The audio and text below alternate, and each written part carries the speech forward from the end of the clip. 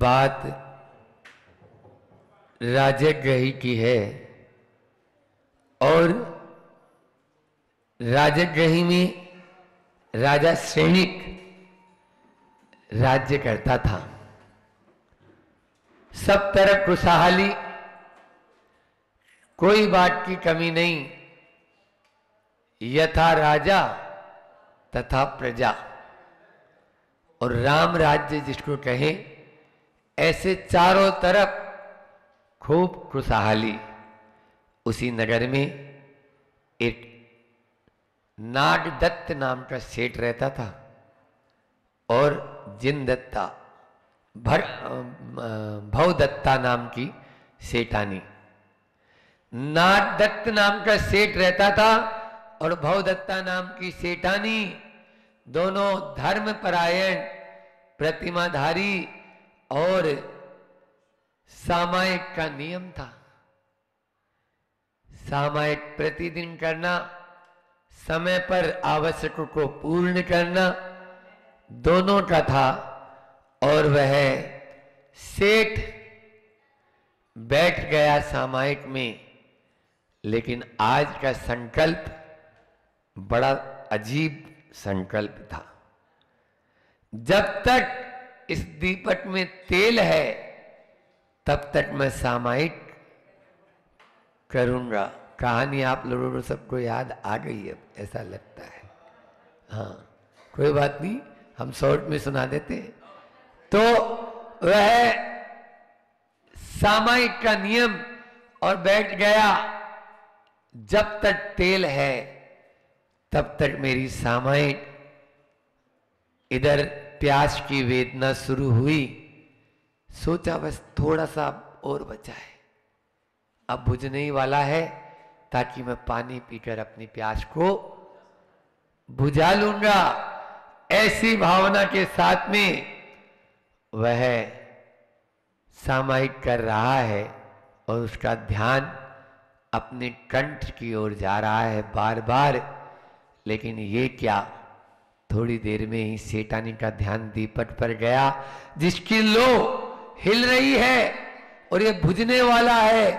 अरे ऐसा न हो, ये सामायिक कर रहे हैं, कम से कम इसमें तेल तो डाल ही दे। बस उसने उठाया डब्बा और तेल उसमें। कई बार चौके में भी होता है, जो चीज नहीं चाहिए वो सामने लेके खड़ा ही रहेगा, हिलेगा भी नहीं। ये फेविकोल का जोड़ है, टूटेगा नहीं। अब पता है महाराज जी एक ही चीज लेंगे, फिर भी नहीं, वो चीज नहीं देगा जो लेना है। क्योंकि यहां ये भी तो है, हमारे पुण्य में होगा तब आएगी ना वो सामने, और आपके पुण्य में होगा तब आप देंगे ना। नहीं तो 100 चीज बनाने के बाद में भी महाराज जी के जाने के बाद याद आता है, अरे ये तो डब्बा ही नहीं खोला अपन ने। अब वो महाराज जी के लिए अनुकूल भी थी, लेकिन वो डब्बा तो अभी बंद ही है।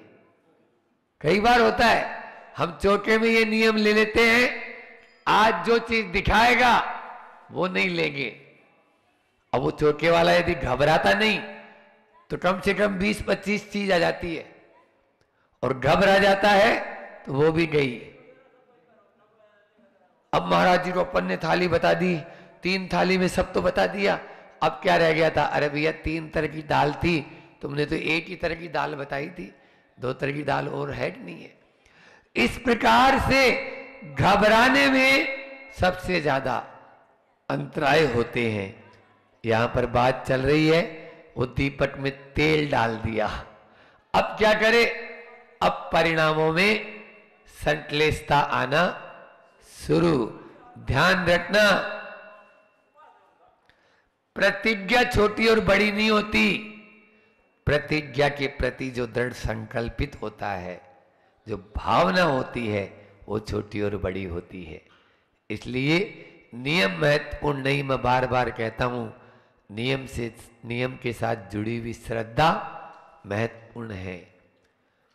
उसकी श्रद्धा तो थी, इसलिए वह अपने नियम से डिगा नहीं, लेकिन बस पानी पानी पानी पानी पानी पानी करते करते मरा और मरकर उसी पानी में जाकर जीव हो गया, मेंढक बन गया। मेंढक बन गया, आराधना तो की, लेकिन वह आराधना उसकी विराधना में तब्दील हो गई। उस अपनी आराधना को उसने विराधना में करके त्रियंच गति, दुर्गति का पात्र बना दिया। बंधुओं, धर्म जो है वो सूरवीरों का काम है, कायरों का नहीं।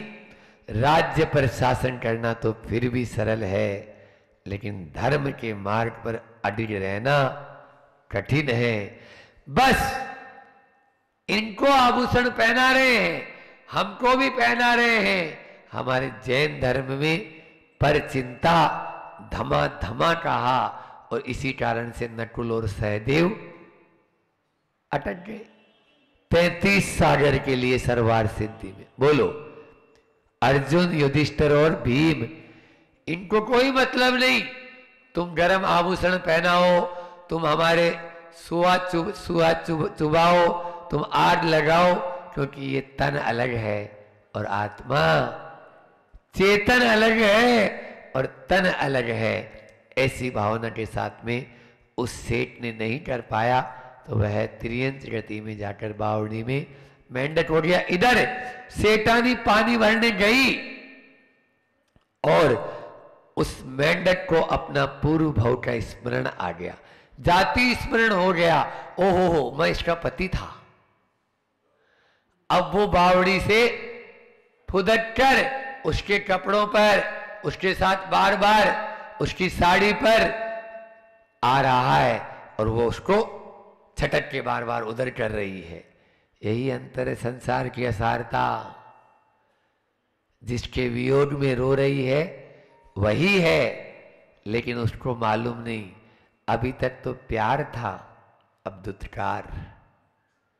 बोलो, जिसको प्राणों से उसके वियोग में रो रही है, मेरे पति चले गए, लेकिन वो पति ही मेंढक की पर्याय में है, तो उसको उठा के बाहर फेंक रही है, बार बार उधर कर रही है। एक बार नगर में मुनि महाराज जी आए और उन्होंने कहा, मैं रोज पानी भरने जाती हूँ और एक मेंढक उछलकर मेरी साड़ी पे आकर बार बार मेरी गोद में क्यों आता है, क्या कारण है?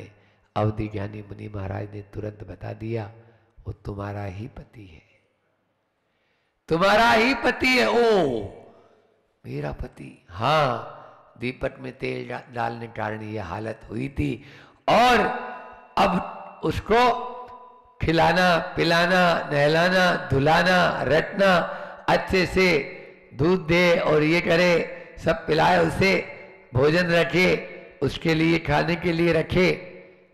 अब क्यों? अभी तक जिसके प्रति घृणा थी ना,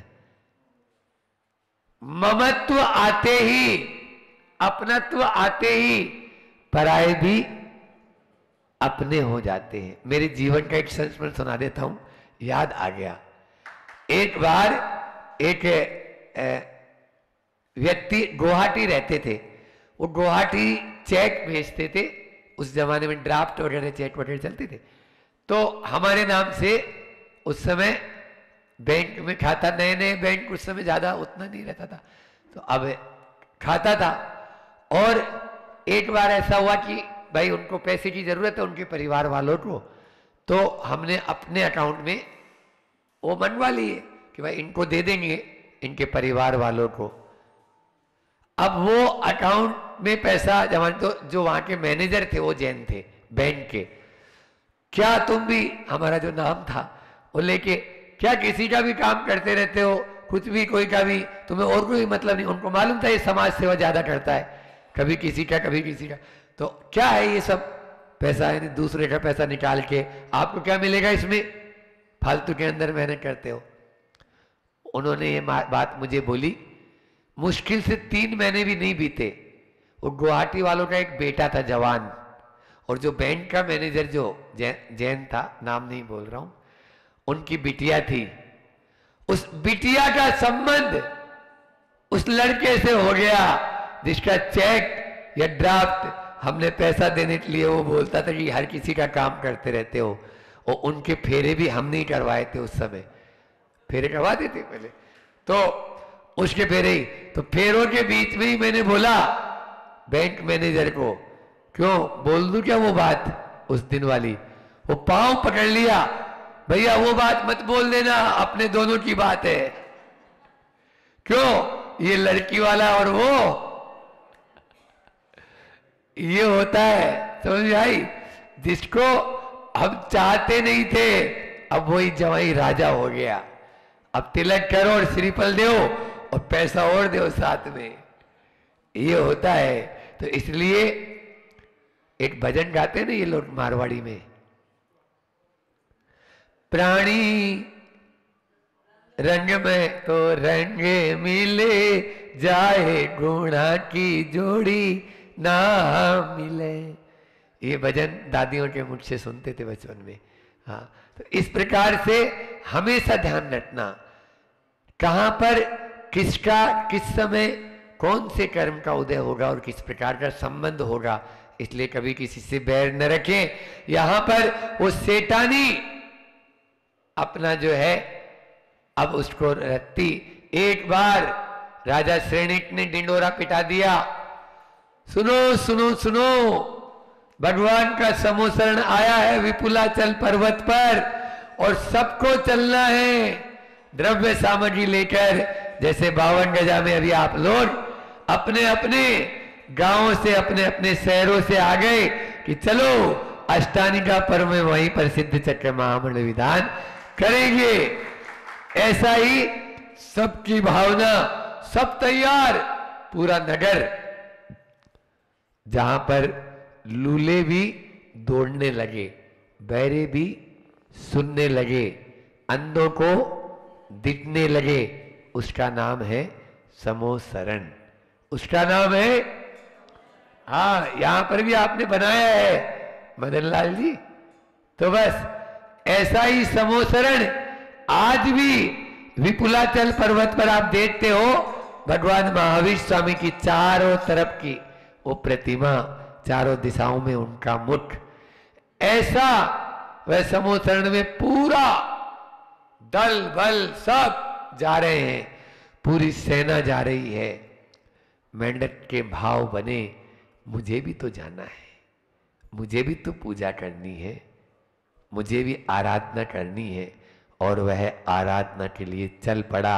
लेकिन क्या लेकर जाऊं, एक कमल की पाखुड़ी मुंह में दबाई बावड़ी से और चला फुदक फुदक के, अब वो मेंढक भगवान महावीर स्वामी के समोसरण की तरफ। जनता राजमार्ग से जा रही है, हाथी घोड़े और रथ बग्गी और सारी पब्लिक, राजा महाराजा सब जा रहे हैं राजमार्ग से, क्योंकि मार्ग का नाम ही है राजमार्ग। लेकिन एक महाराज मार्ग भी होता है, उसको पगडंडी बोलते हैं।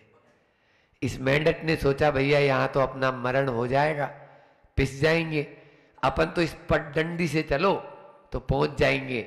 वो पगडंडी से फुदक फुदक कर चल रहा है, तभी जो पीछे एक सैनिक चल रहा था, वो सैनिक सोचता है, घोड़े पर सवार था, बोले मुझे आगे निकलना है, लेकिन निकलूं कैसे, पूरा मार्ग तो भरा है, अटा है जनता के माध्यम से, चलो ये पगडंडी खाली है, इस पगडंडी के माध्यम से मैं आगे निकल जाऊंगा। वो घोड़े पर सवार सैनिक उस पगडंडी पर निकल पड़ता है, और जैसा आप सबको मालूम है, बस उस मेंढक के ऊपर उस घोड़े का पैर पड़ जाता है, उसकी जीवन यात्रा समाप्त हो जाती है। लेकिन सुन लो, जीवन यात्रा तो समाप्त हो गई, लेकिन भक्ति की यात्रा प्रारंभ होती है। जीवन लीला समाप्त हो गई, लेकिन भक्ति की यात्रा प्रारंभ होती है। और मुंह में पांखुड़ी दबा हुआ था और वह भगवान की आराधना करने जा रहा था। सीधा स्वर्ग में देव होता है और देव होकर जैसे ही अवधि ज्ञान से पता लगता, ओह मुझे तो समुद्र में जाना था। राजा श्रेणिक बाद में पहुंचता है, उसका पूरा जुलूस बाद में पहुंचता है, उसकी जनता बाद में पहुंचती है, सेठानी बाद में पहुंचती है। और सेठ जी बोलो ना, पहले पहुंच जाते हैं। विराधना करने से मेंढक बना था और आराधना करने से देव बन गया। बस भक्ति का चमत्कार यही है। भक्ति के माध्यम से, पूजा के माध्यम से, उपासना के माध्यम से, आराधना के माध्यम से हम वह सब कुछ पा सकते हैं जो हम चाहते हैं। यहां तक कि भक्ति में वह शक्ति है जो मुक्ति की यात्रा भी आपको करा देगी, मुक्ति तक भी आपको पहुंचा देगी।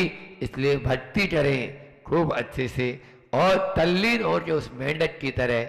आचार्य कुमुद चंद्र स्वामी ने महावीराष्टक में कहा है, यदर्चा भावेन प्रमुदित मना दर दुर है। दर दुर यानी मेंढक। क्षणादाचित स्वर्गी गुण गण समृद्ध सुख निधि लभंते सद्भक्ता शिव सुख समाजम किमुतदा। महावीर स्वामी नयन पथगामी। और समंत भद्र स्वामी भी इसी बात को कहते हैं कि अरहत चरण सपरिया महानुभावम महात्मान अवदत भेट प्रमोद मत कुसुमेन के केन राजग्रहे। राजगृह में, राजग्रही में वह हर्ष से विभोर मेंढक जब फूल को लेकर, पाखुड़ी को लेकर पहुंचता है तो मरण को प्राप्त हो जाता है। लेकिन वही मरण उसके जीवन का सुधार बन जाता है और स्मरण में आते ही देव सीधा वहां पर आता है। राजा श्रेणिक पूछता है, इसके मुकुट में मेंढक का चिन्ह क्यों? ये वही मेंढक है। पूरी कहानी जो आपको सुनाई वो भगवान महावीर स्वामी अपने दिव्य ज्ञान से राजा श्रेणिक को बताते हैं कि किस प्रकार से यह मेंढक बना था और किस प्रकार से यह देव बना। बंधुओं, 4 शब्द हैं, आराधना, आराधक, आराध्य और आराधना का फल। आराधना, आराधक, आराध्य और आराधना का फल। आराधना का फल तो आपने जान ही लिया अभी अभी। आराधना, आराधना क्या है? भगवान का गुणानुवाद करना, भक्ति भाव से विशुद्धि पूर्वक जो हम भगवान का गुण गाते हैं वो आराधना है। राध धातु से आराधना शब्द बना। राध, आ उसमें लग गया। राध का मतलब होता है अनुष्ठान करना, पवित्र करना। राध का मतलब है राजी करना। राध का मतलब है प्रसन्न करना। ये राध धातु के अर्थ हैं। आज एक कोर्स में देखे मैंने, तो भगवान को हम रिझा लेते हैं, भगवान को हम मना लेते हैं और ऐसा मना लेते हैं कि भगवान भी भक्त के वशीभूत हो जाता है। भगवान भी भक्त के वशीभूत हो जाता है और जैसा भक्त कहता है वैसा भगवान भी करता है। भक्त चाहता है मुझे मुक्ति मिल जाए तो भगवान भी राजी हो जाता है, इसको मुक्ति मिल जाए। आराधना, आ यानी असंबंधात, चारों तरफ से भगवान की पूजा करने को आराधना कहते हैं। आराधक, पूजा करने वाले को क्या कहते हैं? आराधक। उसमें अनेक गुण होने चाहिए, तुष्टि है न, और भक्ति, श्रद्धा। अभी बताऊंगा कि आराधना के कौन कौन से पुष्प होते हैं। 10 पुष्प आपके लिए लेके आए हैं हम, 10 फूल भी लाए हैं और आराधना के बीच में 10 कांटे भी उठ जाते हैं। जहां फूल होता है वहां कांटे भी आ जाते हैं। तो भी बताएंगे। आराध्य, आराध्य का मतलब होता है वीतरागी देव, वे ही हमारे आराध्य हैं। जो 18 दोषों से रहित हो वे ही हमारे आराध्य हैं। जो 46 गुणों से सहित हो वे ही हमारे आराध्य हैं। इस प्रकार से आराधना, आराधक, आराध्य और आराधना का फल मैंने आपको बताया। बंधुओं, आराधना के 10 पुष्प हैं और वो 10 पुष्प कौन कौन से हैं ध्यान में रख लेना। लिखना चाहो तो लिख भी सकते हो। पहला है श्रद्धा। सबसे पहला फूल क्या है? क्यों? वैलेंटाइन डे मनाने वालों फूल देते हो कि नहीं देते हो? किसी से प्रेम होता है तो क्या करते हो? बोलो, फूल देते हो ना। अब भगवान से प्रेम है तो पहला पुष्प श्रद्धा, दूसरा भक्ति। जब तक किसी की श्रद्धा नहीं होती किसी के प्रति हमारा, तब तक कभी उसको आप फूल देंगे? क्यों देंगे महाराज जी? पत्थर और मारेंगे। फूल की बात करते हो। और जिसके प्रति श्रद्धा है यानी भक्ति है, दूसरा फूल प्रेम, उसके प्रति भीतर में प्यार, प्रेम। आज प्रेम का प्रेम बचा है। वहां पर पूर्णमती माता जी कहती है, दिखा दिखा कर मैंने जग को धर्मी भी कहलाए हैं। देखो ना, मैं चांदी के पुष्प चढ़ा रहा हूं, मैं सोने के फूल चढ़ा रहा हूं, मैं देखो ना नारियल बादाम। एक बार का संस्मरण आचार्य श्री का सुनो। अमरकंटक की बात है। एक सेठ जी कलकत्ता के, बहुत बड़े सेठ, चांदी का काम, सोने का काम, वो आए और उन्होंने चांदी के बादाम चढ़ाए। जैसे आप लोग चढ़ाते हो ना, तो मुट्ठी भरकर बादाम चढ़ाए। आचार्य श्री जी अपना पढ़ने में मस्त, उनको क्या मतलब है, चांदी के चढ़ा गए, सोने का चढ़ा। अब आचार्य श्री जी नजर उठा के भी नहीं देखे। आचार्य श्री जी को उन्होंने, अब वो जुड़ा हुआ था, चोका लगाता था, तो वो बोलता है, आचार्य श्री जी ये चांदी के हैं। आचार्य श्री जी ये चांदी। अब आचार्य श्री जी काहे के लिए? हाँ, उसमें चिटक भी थी, उसमें लौंग भी थी, उसमें बादाम भी थे, उसमें गोला भी था, श्रीफल भी था, सब थे। तो आचार्य श्री नहीं देखे। फिर दोबारा जब होता ही है ये, तो अब एक बार तो फिर से बोलेगा। अब आचार्य श्री जी ये चांदी के हैं।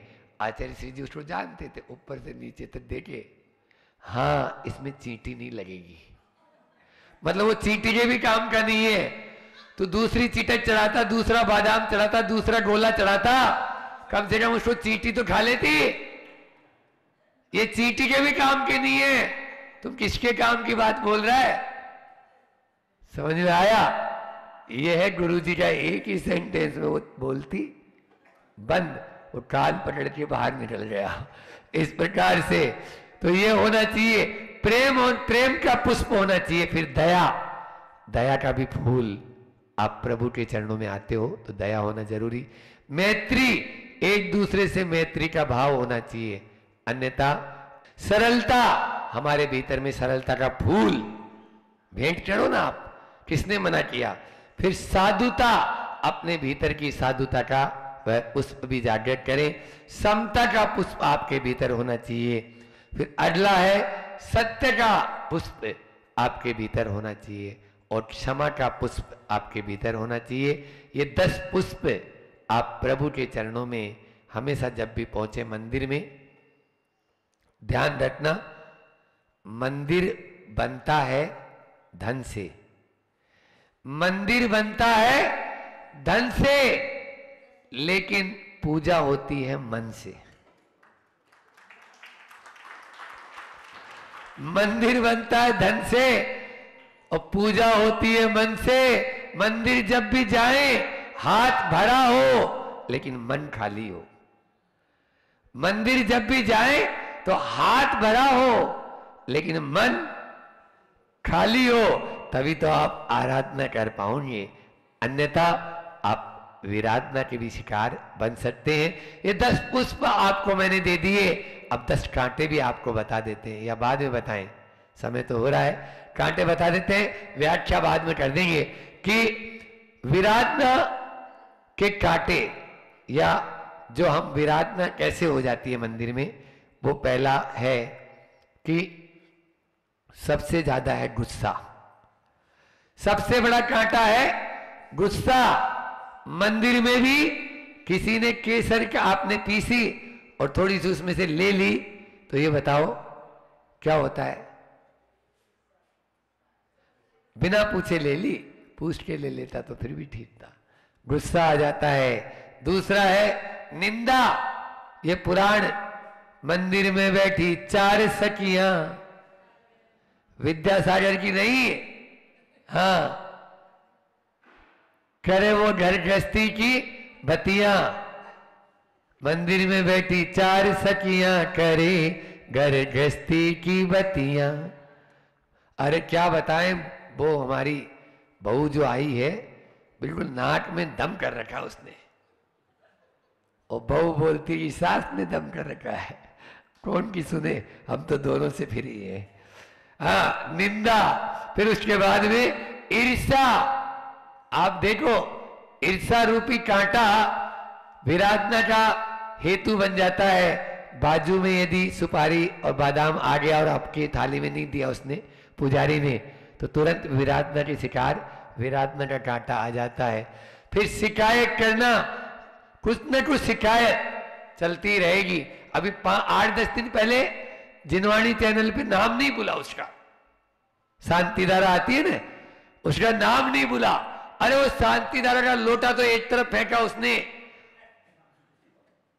और बोलता है महाराज मेरा नाम नहीं बोला। मैंने बोला भैया ठंड रह, तुम्हारा नाम बुलवा देते, अपना ही तो चैनल है, जिनवाणी चैनल कोई दूसरा है क्या? फिर ले लेगा। अभी उसके नाम जो है दोबारा बुलवाए, तब जाके उसकी आत्मा को शांति आई। शिकायत में ही जीते रहते हैं। वो केवल अपना नाम ही सुन रहा था, उसका मतलब वो ध्यान ही नहीं था उसका शांति धारा करने में। ऐसा नहीं होना चाहिए। ये सब कांटे हैं विराधना के। डर लगता है, भय लगता है।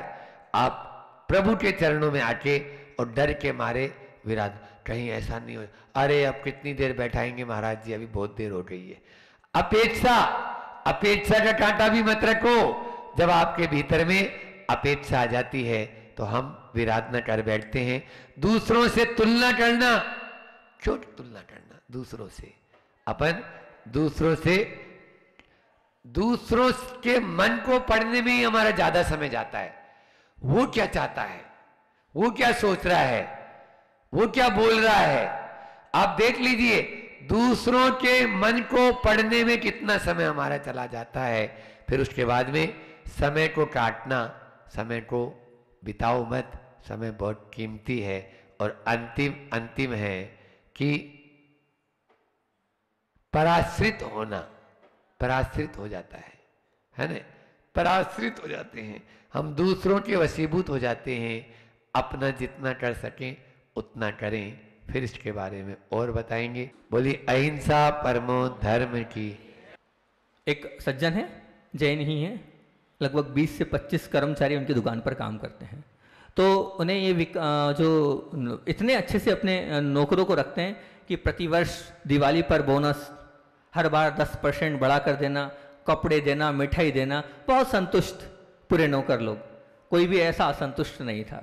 अब कोरोना काल, 8-9 महीने सब दुकानें आप लोग जानते हैं व्यापार बंद, सब जितने नौकर थे सब लोगों ने एक मीटिंग रखी। उसको सुनकर बड़ा प्रसन्न हुआ मैं। और मीटिंग रखने के बाद मीटिंग में ये तय हुआ कि देखो अपने को हमेशा बोनस मिलता है, हमेशा 10% मिल के मिलता आया है। अगर और सेठ जी को मालूम ही है कि कुछ मिला तो है नहीं इस साल, अपना कर्तव्य बनता है कि अपन सेठ जी से जाके कहें कि इस बार हमें ना बोनस चाहिए ना 10% ज़्यादा चाहिए। नहीं मिलेगा ऐसा कहीं भी व्यवहार, कुछ ना कुछ तो उन सेठ के अंदर होगा, तब तो ये सब लोग कर रहे हैं। तो सबने कहा बिल्कुल ठीक, सबने एक सहमति से हाँ कर दी और पहुंच गए दिवाली के समय। और एक ही बात रखी कि साहब जी एक ही रिक्वेस्ट है। बोले क्या? बोले ऐसी ऐसी बात है, हम लोग नहीं चाहते कि हमें 10% बढ़ के मिले और ना ही हमें बोनस चाहिए। तो उन्होंने कहा ठीक है, पिताजी से पूछ के जवाब देता हूँ। अभी मैं कुछ नहीं कह पाऊंगा। और पिताजी पास आए, और जब पिताजी पास आए तो पिताजी से उन्होंने पूछा, तो उन्होंने कहा बेटा अगर हमारे जो कर्मचारी है उनकी ये भावना है तो एक बात ध्यान रखना, इस बार डबल बोनस कर दो, 10% ज़्यादा, तो कोई कमी नहीं है अपने यहाँ, उनके पुण्य से ही तो मिल रहा है। जब उनको इतनी चिंता है अपनी, तो अपने को उनकी डबल चिंता करनी चाहिए। बोले कितना बढ़ाते थे? बोले 10%, 20% बढ़ा, बोनस कितना, डबल दे देना। ये है भाव। तब ये भाव रहेंगे आपके वात्सल्य के, ऐसे अगर अंदर से रहेंगे कोरोना वाले भाव, तो निश्चित तौर से फिर वो तो आपके ही हो जाएंगे और आपके ही रहेंगे। कोई उन्हें दूसरा तो छोड़ा ही नहीं सकता, छोड़ा नहीं पाएगा। आपने इतना दिया है, आपने इतना किया है, तो वो जो दिया है और किया है तो करा। कभी बरजात्या जी आपने करे, आपके ही बहुत सारे नौकर, 20-25 नौकर ऐसे देते हो बोनस, देते हो, बहुत अच्छी बात, देते हो तो बहुत बढ़िया बात है, दोगे तो बहुत अच्छी बात है। वो आपके लिए समर्पित रहेंगे, आपके लिए तैयार रहेंगे। हमारी मानसिकता इतनी संकुचित हो चुकी है कि चाहे सब्जी वाला हो, चाहे कोई सरकारी ऑफिसर हो, या कोई नौकर हो, या कोई टैक्सी वाला हो, या कोई भी ऐसी गलत धारणा हमने बना ली, क्या ये चोरी करता है, ये रिश्वत लेता है, ये बेईमान है। आप गलत मानसिकता से व्यवहार करते हो तो निश्चित उसकी मानसिकता भी वैसी होगी। आपने मानसिकता ही बना ली है, रिसेट वाली धारणा आपकी है ही नहीं। विचार होगा तो बिल्कुल सब कुछ अच्छा होगा, क्योंकि सभी दिन भर में ऐसे ही लोग नहीं आते हैं, लेकिन दिन भर में ऐसे आप मैसेज दे देकर और आप उसमें खुद भी नकारात्मक मैसेज सामने वाले के लिए भर रहे हैं, और अपने दिमाग को भी आप नकारात्मकता डाल रहे हैं। इसकी वजह से ये सोचो कि ये व्यक्ति मेरी ही तरह है, ये व्यक्ति मेरी ही तरह है, मेरे साथ गलत नहीं करेगा, बहुत ईमानदार है, ये निश्चित। आप ऐसा अगर आप सोचोगे तो आपके साथ गलत कभी नहीं होगा। लेकिन आप सोचो, पहली धारणा बना ली, बेईमान है, रिश्वत लेगा, खराब है, चोर है, बस खत्म करो। विश्वास करो, विश्वास से जीवन में बहुत कुछ पाओगे। लेकिन आज यह बोल देते हैं कि नहीं, विश्वास का जमाना ही नहीं है, समझो अपने आप को। और अगर कोई विश्वास तोड़ भी देता है तो आप बोलोगे, ध्यान रखना 20 लोग में से अगर एक व्यक्ति ने विश्वास तोड़ भी दिया तो 19 पे क्यों ब्लेम कर रहे हो आप? पूरी दुनिया थोड़ी खराब है, आप तो पूरी दुनिया के लिए वैसी अविश्वास की मानसिकता बना चुके हो। ये जो अपनी गलती है, बहुत बड़ी गलती है। कोई बात नहीं, ठीक है, मेरे कर्म का उदय था, मैंने कभी किया होगा इसलिए मेरे साथ उसने कर लिया, पर मेरे को किसी को गलत नहीं सोचना है, मैं तो सबके लिए अच्छा सोचूंगा। जब आप ये मानसिकता रखोगे तब ही जाकर आप ये मान के चलना आगे बढ़ पाओगे। फिर दिन भर कई संस्कार, हम जब घर जाते हैं तो घर जाने वही चीज़ चल रही है, एकदम प्रैक्टिकली बात बोल रहा हूँ। तो अपने बच्चों पर भी विश्वास नहीं, अपनी पत्नी पर विश्वास नहीं, अपने भाई पर विश्वास नहीं, अपने माता पिता पर विश्वास नहीं। क्यों? क्योंकि वही दिन भर 24 जो आप दिन भर करके आए वही सब है, तो वही सब कुछ बाहर जाते हो जब होता है। अब अगर मैं आपसे इतना ही कहूँगा, एक नियम ले लो, विश्वास करना प्रारंभ करो। अगर आप विश्वास पात्र बनाना चाहते हो तो आपकी सोच अच्छी कर लो और सब पर विश्वास करना प्रारंभ करो। आप सब पर विश्वास करना प्रारंभ करोगे तो निश्चित तौर से आपको विश्वास पात्र मिलते चले जाएंगे। लेकिन आप लोगों की धारणा बन चुकी है, उस धारणा से आप खुद भी परेशान हैं, क्योंकि उस अविश्वास के चक्कर में आप खुद इतने ज़्यादा टेंशन में हो जाते, क्या होगा, कितना लगा, क्या करेगा, खुद भी परेशान है। थोड़ी बार आप बार ताला देखने जाते हैं, थोड़ी देर बाद आपको विश्वास ही नहीं है, चाबी अपने पास रखते, अपने बच्चों पर विश्वास नहीं, अपनी बहू पर विश्वास नहीं, अपने बेटों पर विश्वास नहीं, क्या है, अपने भाई पर विश्वास नहीं, अपने माता पिता पर विश्वास नहीं आपको। अरे ले गया तो अपने ही तो लेगा, क्या दिक्कत है, कहाँ ढुल रहा है, घी थाली में ही तो ढुलेगा, ले गया ले जान दो, क्या दिक्कत, उसकी किस्मत का था, ले गया। ये विचार करो ना अगर कर भी रहा है तो। पर नहीं है हमारी मानसिकता, हमने अपने आप को इस चक्कर में पूरा पागल बना लिया है, पूरा अपने आप को क्या कर लिया, वो पागल इसलिए बोल रहा हूँ, पागल ऐसे ही होता है, पागल ऐसे ही होता है कि उसको भान नहीं रहता है कि क्या कर जाता है, तो बस वो उस चक्कर में आप पागल बन जा रहे हो और कुछ भी क्या करना है क्या नहीं करना, पूरी सोच विचार आपकी समाप्त होते जा रही है। ऐसे पागल अपने को नहीं बनना, इसलिए विश्वास करो। और सबसे बड़ी बात तो जो मैं सोचता हूँ वो बोलता हूँ, जो मैं सोचता हूँ वो बोलता नहीं हूँ। ये हमारी स्वयं की बहुत बड़ी क्या है, बेईमानी है। जो मैं सोचता हूं वो बोलता नहीं हूं, बिल्कुल निश्चित, ये स्वयं की बहुत बड़ी बेईमानी है। जब आप स्वयं ही गलत हैं तो दूसरों के लिए अगर कुछ बोलने का अधिकार ही नहीं है आपको। जब स्वयं ही आप गलत है ही नहीं, सोचो भी क्यों। अगर आप उसको गलत सोच रहे हो तो सोच को आप ये मान के चलना, इस अंदर भरी सोच को आपको निकालना होगा, तब आपका जीवन सुखमय और उत्कृष्ट बन पाएगा। बिल्कुल आप ये जब तक विश्वास की इस नींव को अपने जीवन में नहीं डालोगे तो नहीं होगा। चिल्लाने से काम बिल्कुल नहीं होना, इस बात को ध्यान रखना। मान लीजिए आपके घर में बच्चे हों, अब बच्चे हैं, अब बच्चों को क्या सुबह से डांटना और इस प्रकार चिल्लाकर उठाना जिससे वो उठ जाए। अब आपने उसे उठाया, एक दिन एक काम करो आप, बस सुबह से मुझे क्या करना है, बच्चों को डांट कर नहीं उठाना, कह देना एक बार मैं उठाऊंगी या एक बार मैं उठाऊंगा, उठना हो तो उठ जाना, मुझे नहीं मालूम। एक दिन नहीं जाएगा, 2 दिन नहीं जाएगा, 3 दिन नहीं जाएगा, अपने आप उसकी अकल ठिकाने आ जाएगी, अपने आप सब करने लग जाएगा। वो कहने की आवश्यकता नहीं होगी और वो अपने आप वो हो जाएगा। अब आप बेचारे की सुबह से ही शुरुआत क्रोध से कर देते हो, शुरुआत ही क्रोध से होती है, चिल्लाने से होती है, तो उसका दिन कैसे कटेगा। अच्छा, शुरुआत ही आपने उसकी, आप कहते हो ना बोनी खराब हो गई, अब बोनी उसकी खराब कर दी आपने, तो कहाँ से वो बालक अपने मन को प्रशस्त कर पाएगा। मार कर और चिल्ला कर जो आप उठा रहे, नहीं उठाओ कोई दिक्कत नहीं, क्या बिगड़ जाएगा, कौन सा पढ़ के वो कर ले, 1 दिन 2 दिन नहीं जाएगा तो अपने आप उसके समझ आप करो, इस प्रकार से करके देखो। सच कह रहा हूँ ऐसा क्योंकि मैं खुद अपना अनुभव उस दिन मैंने बताया था कि आखिरी के 8 दिन जो थे मैंने संकेत का भी त्याग कर दिया, हाँ हो भी नहीं करूँगा, तो हाँ हो भी नहीं करूँगा तो आहार में कैसा कर्फ्यू लग जाता था, क्या लेना है, क्या देना है, क्या करना है, ये मत दो वो मत दो, ये करो ये करो ये करो, ये मतलब बहुत बढ़िया मामला है ये तो, कहाँ पर हाँ हूँ, ये दो ये वो करो, बहुत ही अच्छा रहता था। खदे जिस तेरे को जो देना है सो दे, देखेंगे क्या होगा क्या करें। वो बहुत आनंद आया उसका। वहाँ राहुल भी हमारे ऊपर रहता था, हम कुछ बोलते ही नहीं थे, वो इतना घबरा गया था कि बिल्कुल याद रखता था इतनी बजे ये काम करना, इतनी बजे काम, तो महाराज अपने हाथ से कर लेंगे। तो ये भी होता है, मैं बता रहा हूँ आप ऐसा करो, इससे आपको बहुत अनुभव मिलेगा, बहुत अच्छा बनता चले जाएगा। ध्यान रखना बातों के साइज बनाना हमारे हाथ में है, हमारे स्वयं के दिमाग में डिपेंड है कि बात कैसी है। हम बात को पहाड़ भी बना सकते हैं, हम बात को राई भी बना सकते हैं और हम बात को रुई भी बना सकते हैं, जो रुई फूंक मारते ही उड़ सकती है।